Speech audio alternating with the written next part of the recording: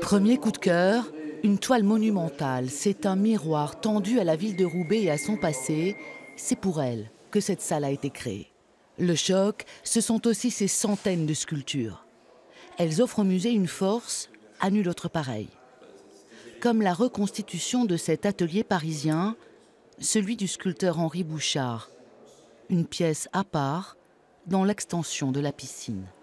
On voit par exemple l'atelier d'Henri Bouchard qui a travaillé pour le Trocadéro, pour Chaillot, et dont l'atelier était à Paris. Aujourd'hui, il est ici. Il faut que les Parisiens viennent ici pour le voir. La piscine n'est plus seulement un bassin, mais un lieu singulier qu'il faut redécouvrir. C'est aussi le mélange des cultures et les créations contemporaines qui éblouissent. Hervé Di Rosa, artiste et artisan, était là aujourd'hui. On voit de Paris que la Tour Eiffel, le Trocadéro, là où Jeff Koons veut mettre sa sculpture. Un homme heureux au milieu de ses œuvres.